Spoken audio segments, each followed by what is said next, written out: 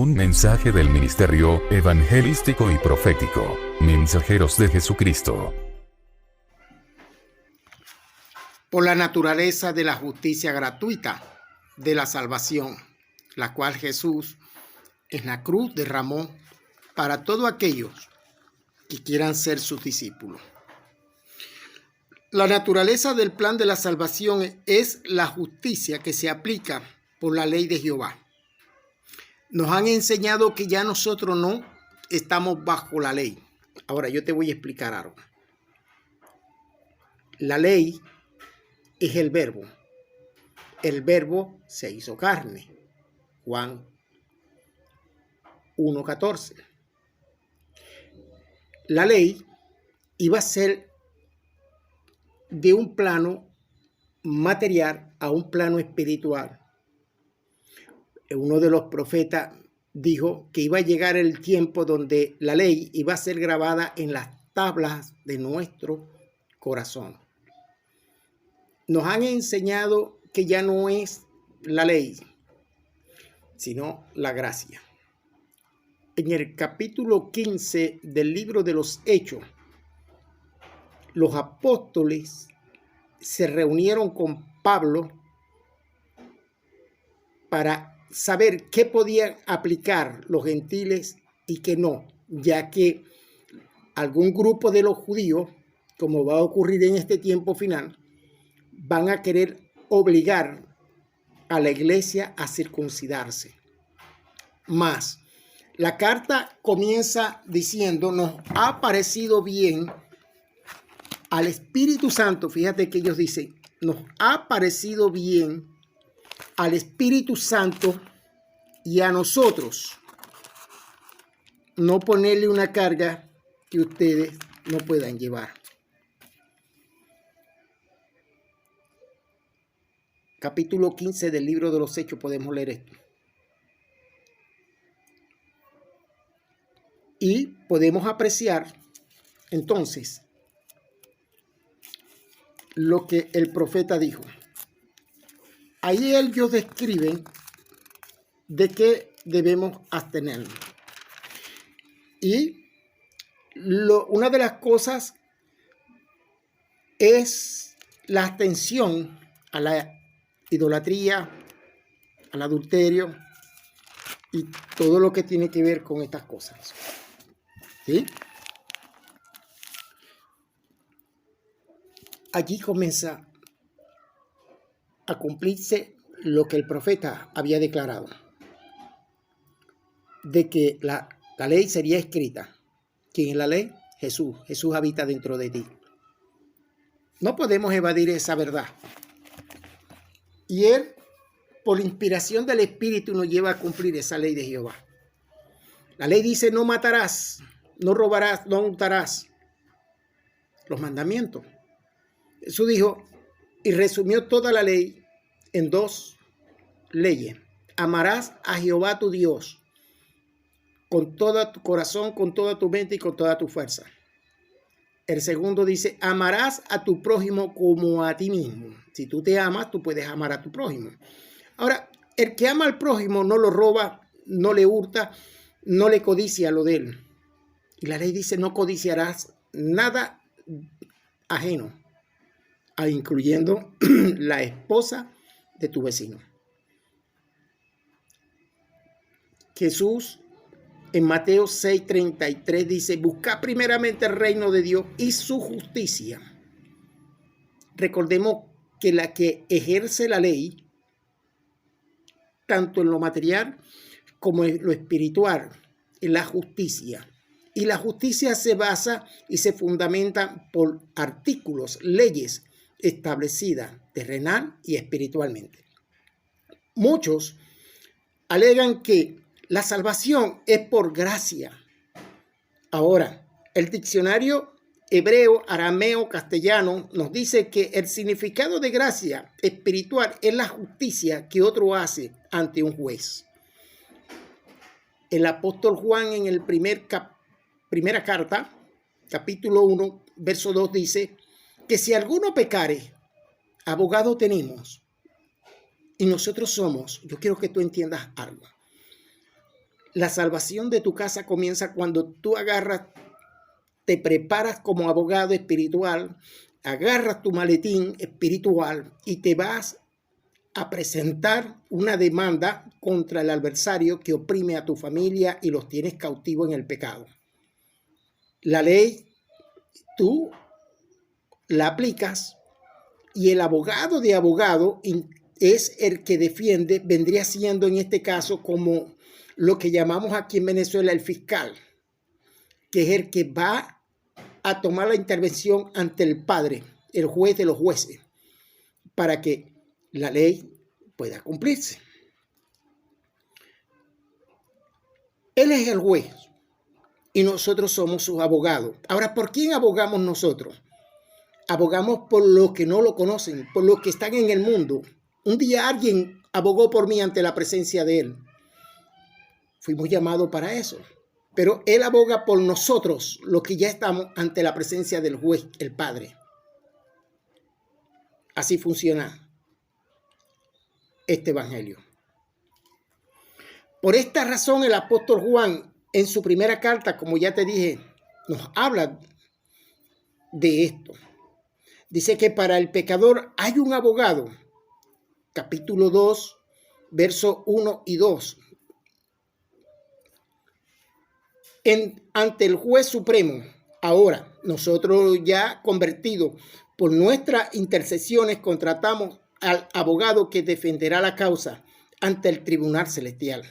Por esto, cuando la iglesia obra y el abogado interviene, se da un indulto. ¿Sabes lo que es la palabra indulto?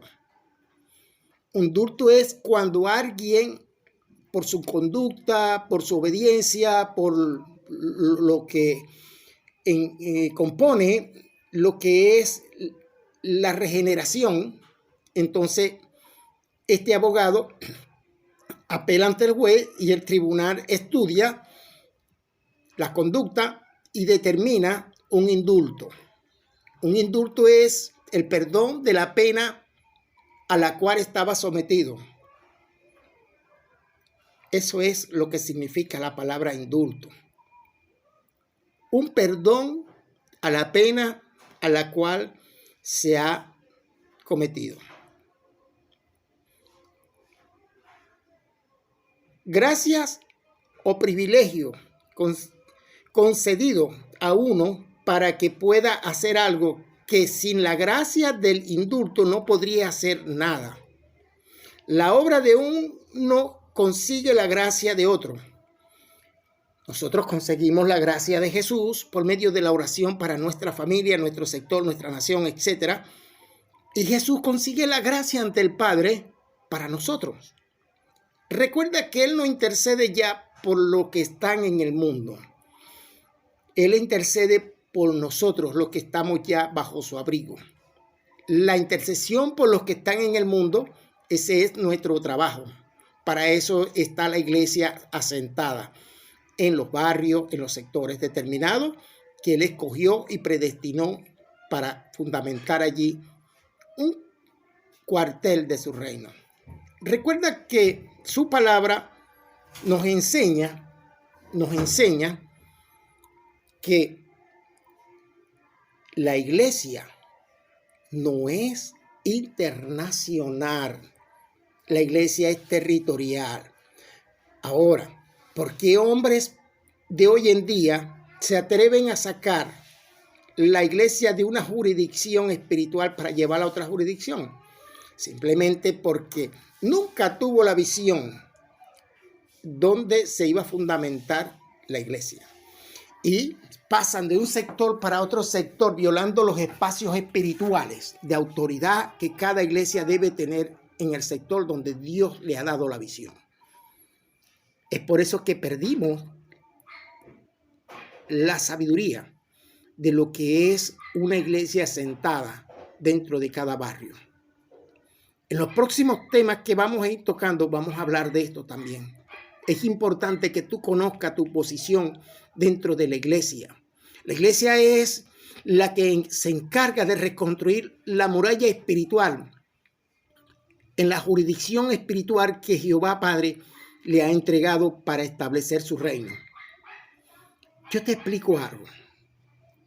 Muchos pastores, ministros, están esperando que Cristo Jesús venga a reinar 1000 años.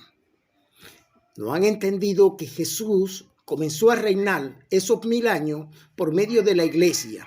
Si tú no estás reinando con Cristo sentado en lugares celestiales, no es culpa de Él, es culpa tuya y es culpa mía, que no hemos entendido que tú fuiste llamado y se te dio una visión para establecer el reino de los cielos en determinado lugar donde Él te ha mostrado primeramente. Por eso en Habacuc dices que aunque tardare la respuesta, Él vendrá. Escribe la visión, porque aunque tardare, ella vendrá. Hoy día lo que tenemos es un poco de ministros nombrados por pastores, por apóstoles, entre comillas. Recuerda que Apocalipsis 2 dice que cada ministerio tiene que ser probado. Léelo. Yo te reto a que lo leas y te des cuenta. Dice que muchos se llamarán apóstoles en estos tiempos finales, pero son encontrados apóstoles falsos. Se congracian con hombres y mujeres porque dan buenas finanzas o por X pro y los nombran pastores y los envían a cierto lugar. Tú puedes construir un imperio a tu fuerza, pero a la larga, cuando tú no estés, ese imperio se desplomará. Por eso no vemos lo que es un legado dentro de la iglesia cristiana evangélica en Venezuela. Tú tienes que preparar, si tú tienes la visión, tú tienes que preparar ministerios para que cuando tú te toques apartarte ya que el Señor te llame o nos llame, entonces alguien tiene que continuar ese ministerio, alguien que tiene que continuar con la iglesia. No puede cerrarse la iglesia y es triste cuando un pastor parte, un ministerio parte, la iglesia es inmediatamente cerrada. Si fuera como muchos enseñan de la gracia, entonces ya no es a base de las obras de la iglesia. Y de otra manera, la gracia no es gracia. Nada acerca del plan o de la salvación es más claro y revelado, ni sobre nada se insiste de manera más intensa que los cristianos que componen el templo espiritual, que componen el cuerpo de Jesús, para que otros vean su gratitud de comienzo a fin. Por gracia soy salvo, dice la Escritura. Esto está grabado en casi toda la Biblia y en los corazones de todos los creyentes. Mateo 16, 24, 11, 36. Podemos apreciar esta verdad. Juan 12, 25 y 26. Allí nos encontramos esta palabra, que por gracia soy salvo. Pero la gracia, detrás de la gracia, había alguien haciendo justicia para que tú y yo pudiéramos llegar a la salvación que Él nos ofreció en la cruz. Ahora, el apóstol Pablo nos enseña de qué manera es la cruz que los cristianos deben tomar. En Romanos 12:1 podemos apreciar allí de qué manera nosotros crucificaríamos en estos tiempos la cruz. En la cruz espiritual la carne, en obediencia y en humildad. Primeras de Pedro 2, 5 y 6. Fue por justicia que el plan promete la gracia para la masa de hombres caídos y no para los ángeles caídos. Yo te explico esto. El hombre tiene oportunidad de salvación. Los ángeles caídos no. Ellos no poseen un cuerpo. Por lo tanto, no pueden experimentar las dos muertes o la vida eterna que Él nos ofreció. Dios nos da la oportunidad aquí, antes de que el espíritu se desprenda del alma y de la carne. Al desprenderse el espíritu, va al lugar que determinó. Pero si aquí escogió seguir a Jesús, aceptar su salvación, entonces allí podemos ver que no experimentará lo que Apocalipsis llama la segunda muerte, sino que pasará a vida eterna. La primera muerte es la del alma. El alma es la que muere, no la carne. La carne solamente cumple el proceso de descomposición que tiene que cumplir la sangre, al convertirse o paralizarse la sangre, el corazón deja de bombear la sangre y inmediatamente esa sangre se pudre el alma para que la carne cumpla el proceso de descomposición y vuelva al polvo. Vuelva al polvo. Por eso en Santiago 2:26 dice que el cuerpo sin el espíritu, no dice sin el alma, dice el cuerpo sin el espíritu está muerto. Léelo y te darás cuenta. Los ángeles caídos no experimentarán dos muertes, por lo tanto no tienen salvación, porque ellos no poseen un cuerpo como tú y yo para una segunda oportunidad, como tú y yo. Por la intercesión de los profetas, este plan que involucra la gracia se está revelando por medio de las Escrituras, como lo enseña Romanos 16, 25 al 27. Ahora, esto involucra a una parte y a otra no, de la raza humana. La justificación o la aceptación de cada heredero individual de la salvación es por justicia, la cual asume el asunto de la gracia. La obra de la justicia la hace Jesús y la obra de la gracia la hace el poder inmerecido y sobrenatural del Espíritu Santo. Aquí es donde los que oyen el Evangelio, una parte aceptan la obra del poder de la gracia que se derrama y otra la rechaza. Todo esto, puntos, están tan claramente enseñados en la Biblia y que son reconocidos por los creyentes nacidos del agua y del Espíritu y por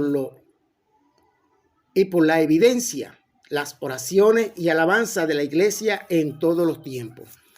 Las Escrituras declaran claramente que Jehová tiene la sabiduría de los hombres como algo que no tiene sentido al pensar que por las obras serán salvos. Así Pablo añade, es por el que estamos en Cristo Jesús, el hecho de ser creyente se lo atribuimos a Él y no a nosotros. Mira, muchos alegan, católicos, testigos de Jehová, mormones, etcétera, que ellos serán salvos. Ahora, yo no estoy juzgando ninguna cultura religiosa. Recuerda que en el cielo nos vamos a conseguir sorpresa.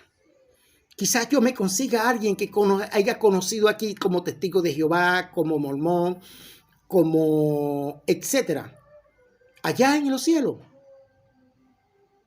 Si cumplió los mandamientos, Dios no mira una religión. Dios mira la disposición del corazón para tener comunión con Él. No juzguemos, oremos por aquellos que creemos que están en una religión errónea, para que ese espíritu de herejía pueda soltar esas mentes. A eso fue que fuimos llamados, no a juzgar. A eso es que nosotros somos revestidos como intercesor, atalayas de un reino. No cualquier reino, sino del reino de los cielos.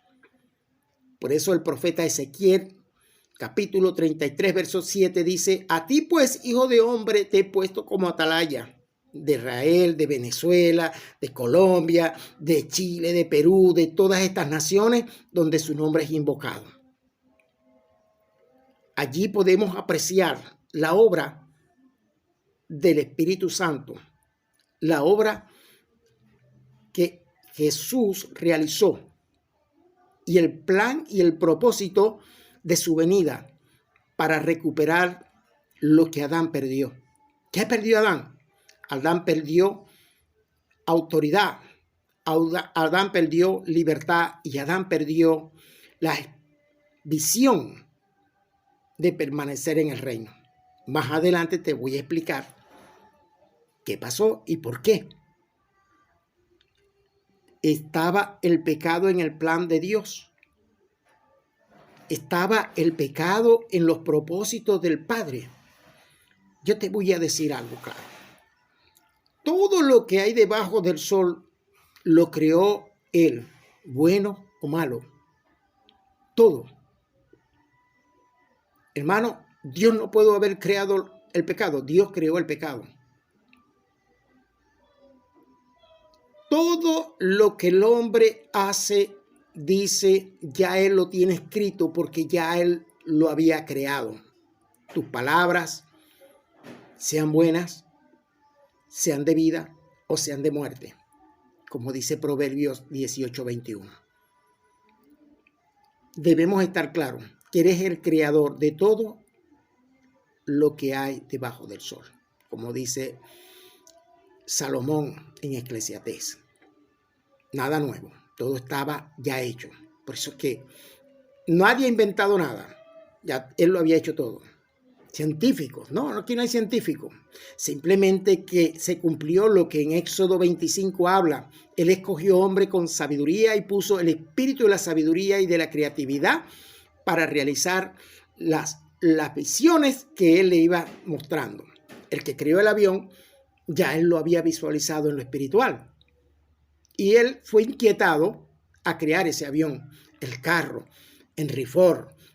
Hombres que según han inventado, pero todo eso ya estaba creado. El pecado ya estaba creado. Ezequiel 28, Isaías 14. Aquí podemos entender esto. Cuando el adversario, Luzbel, se rebela contra el Padre. Él sabía todo eso, él conocía todo eso. Y es por eso que Él debemos estar claros que Él es el creador y fue el motivo por el cual Él tuvo que venir en persona.